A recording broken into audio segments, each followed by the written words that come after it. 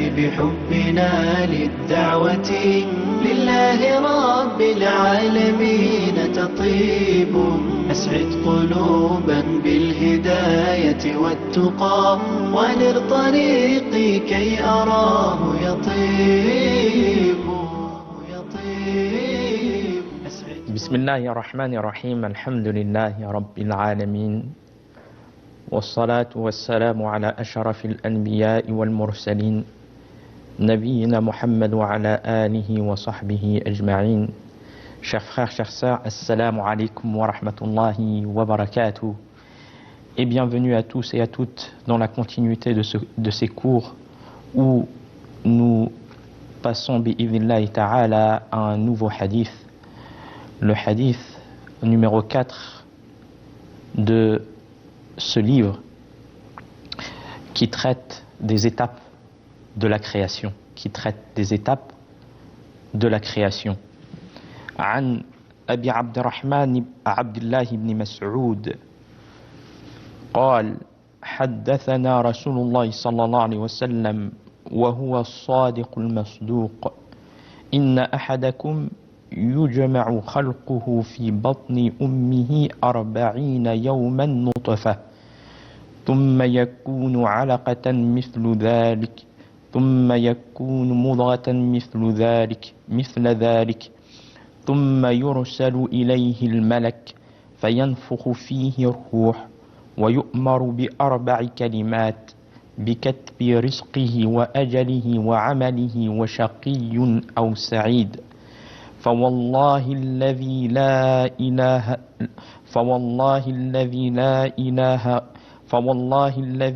إله غيره إن أحدكم ليعمل بعمل أهل الجنة حتى ما يكون بينه وبينها إلا ذراع فيسبق عليه الكتاب فيعمل بعمل أهل النار فيدخلها وإن أحدكم ليعمل بعمل أهل النار حتى ما يكون بينه وبينها إلا ذراع فيسبق عليه الكتاب فيعمل بعمل أهل الجنة فيدخلها متفق عليه.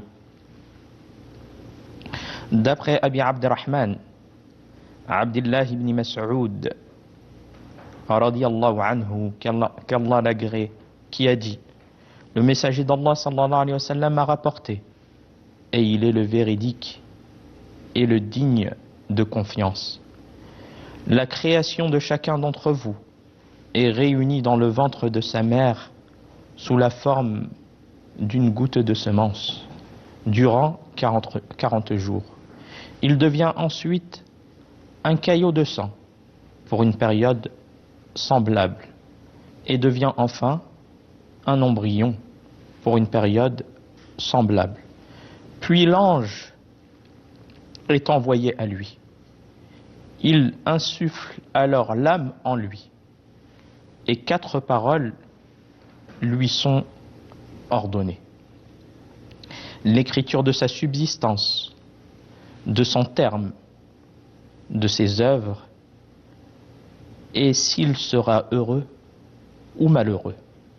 Je jure par Allah, en dehors duquel nul Dieu ne mérite d'être adoré.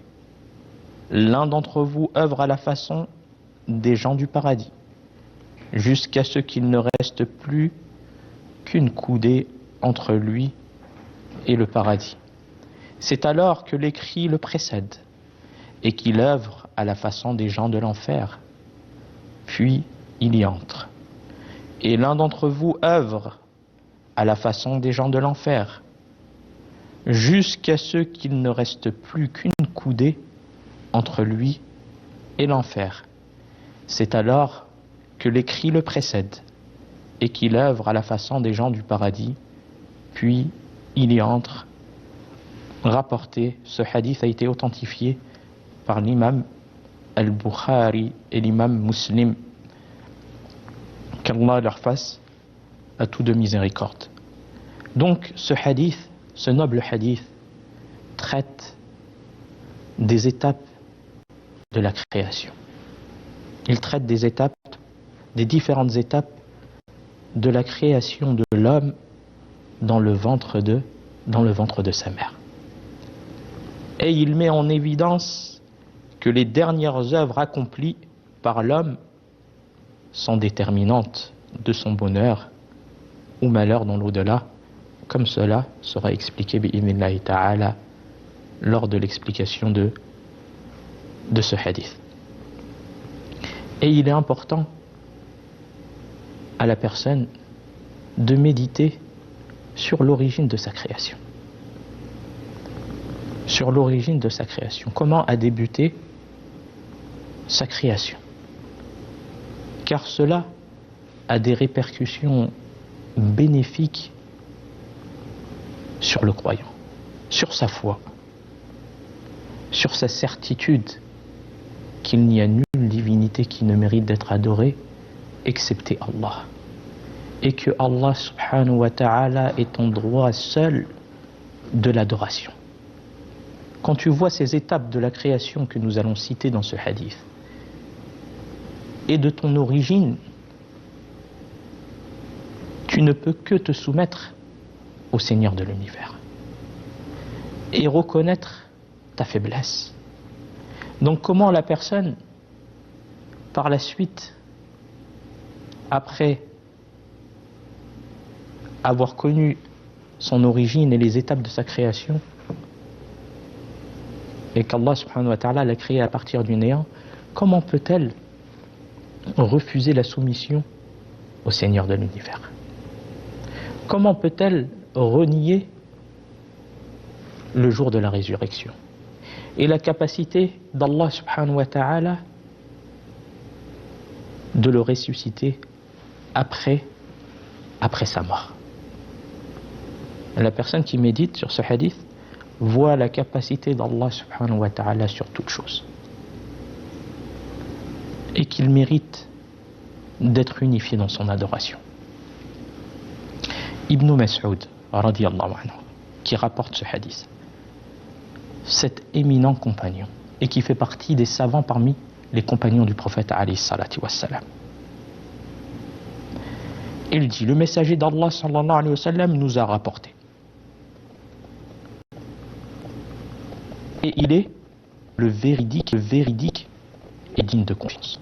Ce sont les caractéristiques de notre noble messager alayhi salatu wassalam. Et Ibn Mas'ud radiyallahu anhu l'a qualifié par ces caractéristiques pour cause. Comme vous allez le voir bi'idhnillahi ta'ala. Il l'a caractérisé qu'il est le véridique et le digne de confiance. Son sens, c'est qu'il est le véridique alayhi salatu wassalam dans ses propos. Toute information prononcée par le prophète alayhi salatu wassalam authentique et vraie. Et il est le véridique alayhi salatu wassalam dans ce qu'il... Et il est le digne de confiance en ce qu'il transmet de la révélation. Et il n'y a aucun doute sur cela, que le prophète alayhi salatu wassalam, il est le véridique et le digne de confiance. Et Ibn Mas'ud, pourquoi il a dit cela? Pourquoi il l'a caractérisé de cela? Radiyallahu anhu. Car le hadith, ce noble hadith, traite d'éléments relatifs à l'invisible, qui ne peuvent être connus que par la révélation. Donc ceux qui demandent aux croyants de croire en ces informations-là. Car la science de la médecine, à l'époque du prophète alayhi salatu wassalam, n'avait pas connaissance de cela, de ces étapes que le prophète alayhi salatu wassalam a clairement décrit, les étapes de la création de l'homme dans le ventre de sa mère, a décrit salatu wassalam de manière parfaite, précise, à une époque où la médecine n'était pas développée. Et cela, c'est une preuve de la prophétie de notre prophète alayhi salatu wassalam. Et bien plus encore, le prophète alayhi salatu wassalam a informé de choses bien plus immenses. Comme lorsque l'ange est envoyé par ordre d'Allah subhanahu wa ta'ala dans la phase lorsque l'embryon a atteint 120 jours, a complété 120 jours, un total de 4 mois, il y a un ange qui est envoyé par ordre d'Allah subhanahu wa ta'ala, puis il lui a ordonné d'écrire 4 choses. L'écriture de la subsistance, du terme de vie, du terme de la vie, de cet embryon dans le ventre de sa mère. Il lui écrit le terme de sa vie, des œuvres et le bonheur ou le malheur de la personne. Donc, ce sont des choses qui sont liées à l'invisible que nous a informé notre prophète alayhi salatu wassalam, et qu'il est dans l'obligation pour chaque croyant d'y croire et de rendre véridique ce dont a informé notre prophète alayhi salatu wassalam, car parmi le fait d'attester, comme nous avons vu dans le hadith précédent, les doubles attestations de foi, nous avons vu le fait d'attester, de témoigner que Mohammed sallallahu alayhi wa sallam est le messager d'Allah alayhi salatu wassalam. Et le fait que la personne témoigne de cela, elle doit croire à tout ce dont il a informé alayhi salatu wassalam. Et parmi cela, ce qui a été décrit dans ce noble hadith parmi les choses de l'invisible. Et pourquoi cela? Car le prophète alayhi salatu wassalam, comme Allah subhanahu wa ta'ala l'a dit à son sujet, وَمَا يَنْطِقُ عَنِ الْهَوَى إِنْ هُوَ إِلَّا وَحْيٌ يُوحَى. Allah azza wa jalla dit, il ne prononce rien sous l'emprise de ses passions. Il ne prononce rien sous l'emprise de ses passions. Ce n'est qu'une révélation qui lui est faite. Donc ce qui lui est dit et ce que le prophète alayhi salatu wassalam prononce, c'est par révélation de son Seigneur subhanahu wa ta'ala. Donc il nous est obligatoire de croire aux informations venues dans le Coran, toute information venue dans le Coran et tout ce qui est en relation avec l'invisible, comme le paradis, l'enfer, le jour de la résurrection et toute autre chose qui ont été mentionnées dans le Coran, tout comme dans la sunna du prophète alayhi salatu wassalam. Car cela fait partie des caractéristiques du croyant. La croyance en l'invisible. Allah azza wa jalla, il dit à ce sujet, caractérisant les croyants, Alif lam mim ذلك الكتاب لا ريب فيه هدى للمتقين الذين يؤمنون بالغيب. Allah subhanahu wa ta'ala, il dit, les lettres Alif Lam Mim, voici le livre sur lequel il n'est aucun doute. La personne, il n'y est pas en droit de douter, que ce soit en ce qui concerne le Coran, ce noble livre, la parole d'Allah azza wa jalla, tout comme la parole du prophète alayhi salatu wassalam. La personne, elle se doit de croire en cela et de rendre véridique cela et de en aucun cas douter de cela. Allah, il dit, les lettres Alif Lam Mim, voici le livre sur lequel il n'est aucun doute. Il est un guide pour les pieux, ceux qui croient en l'invisible. Donc, parmi les caractéristiques des croyants, le fait de croire en l'invisible. Tout ce qui a été rapporté concernant l'invisible dans le Coran, la sunna du prophète alayhi salam, c'est véridique. Donc le croyant se doit de croire et de ne pas douter sur cela. Ibn Abbas, ce noble compagnon, radiyallahu anhu, qui dit concernant ce verset, ceux qui croient en l'invisible, il dit, l'invisible désigne ce qui échappe aux hommes concernant le paradis, l'enfer et ce qui est mentionné dans le Coran. Donc tout ce qui fait partie des choses que la personne n'a pas vues, qui fait partie de l'invisible, qui a été mentionné dans le Coran, la sunna du prophète alayhi salam, le croyant se doit de croire en cela.